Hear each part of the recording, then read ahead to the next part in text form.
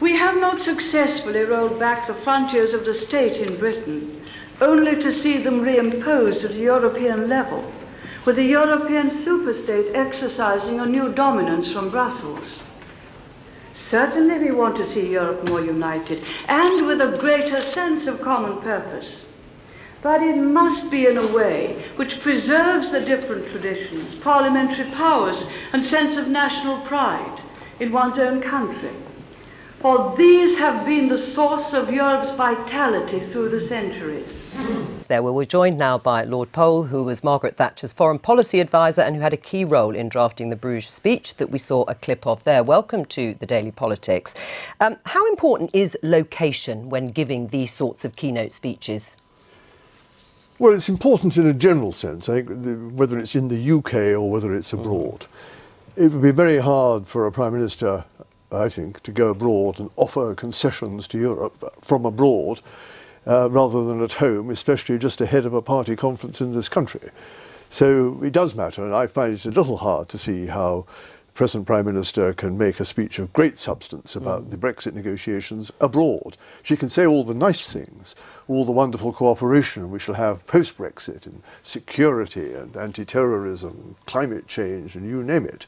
But to actually get to the nub of the hard issues under negotiation abroad, that for me would be pretty difficult. And everybody will be poring over every word of this speech on Friday, bearing in mind the drama that we've had leading up to it. As we said, you helped write Margaret Thatcher's Bruges speech in 1988. She used the famous words European superstate, and that speech is often seen as an inspiration for Eurosceptics. Is that what you intended it to be?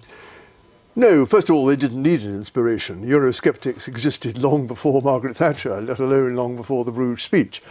No, it was really the only attempt she ever made in all her years as Prime Minister to set out a coherent strategy for Britain in Europe and for the changes which were required in Europe to make the community more successful and less intrusive in the life of every nation. Because she was a real European, you would say, then, at the time, even though it went down in history as a sort of a no to further European integration. Well, it was also a declaration of faith in Europe, because remember she said, we don't dream of some cosy existence on the fringes of Europe. Our destiny lies in Europe. I was a diplomatic correspondent at the time of the Bruges speech, and we all knew that this was a big speech. We saw it in the context of British politics, big speech, fighting. I don't think we were aware at the time of just how significant it was and its longevity.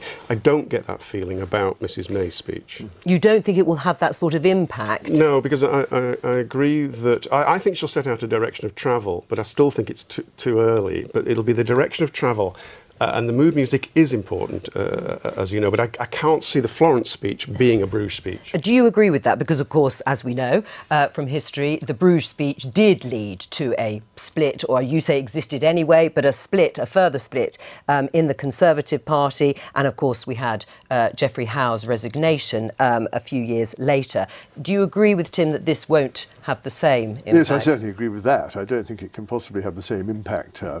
Though, of course, it could destabilise the government if the Prime Minister chose to go for broke and say the things she really wants to say, and I have no idea what they are, but if she says them, she might provoke one or two of her colleagues to jump and leave the government. So it could have a short-term political impact, there's no doubt about that. But I doubt it's going to. So I think my point is that I think the situation is ripe for that. And when you say she could go for broke, what do you mean? Well, set out either a hard Brexit, really hard Brexit case, in which case some of the Remainers, I think, would find it hard to stay in the cabinet, or she could go the other way and set out the Remain case, and some of the Brexiteers would jump. That was never going to be the case with the Bruges speech. This was an attempt to set out a whole new vision for Europe going forward, and it was almost philosophical in its way. What do you make then of the cabinet machinations at the moment and what is happening in the build-up to this speech in Florence?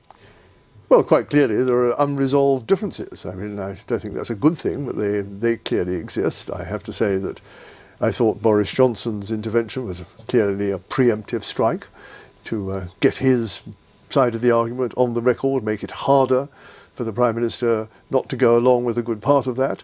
It's not a very good way to run a government, and I'm afraid, especially when the national interest is so much at stake as it is now. But it's a reflection of the mistake of holding the election, the even bigger mistake of not winning the election outright, we are where we are. And I doubt that we are ready yet to set out the definitive position that Britain will adopt as we go into the final phase of Brexit. So you think that's been postponed, that's been delayed by this intervention, which in your mind didn't work? Well, we can't know if it'll work until we see what actually happens. And that's going to still take, after all, there's 48 hours still to go. And I've known many prime ministerial speeches which were not complete until an hour before they were delivered. Very long time in politics. It is a very long, well, it certainly is in the last few years, that's for sure. I mean, Margaret Thatcher always had a reputation for taking a tough line, yes, and her tone was pretty no-nonsense. What kind of tone do you think Theresa May should adopt, bearing in mind, as you said, she's making this speech from an EU capital, sorry, not a capital, but a city like Florence? I would expect it to be a conciliatory tone. I think it would be, as I said earlier, setting out the many advantages that even outside the EU we can bring to Europe.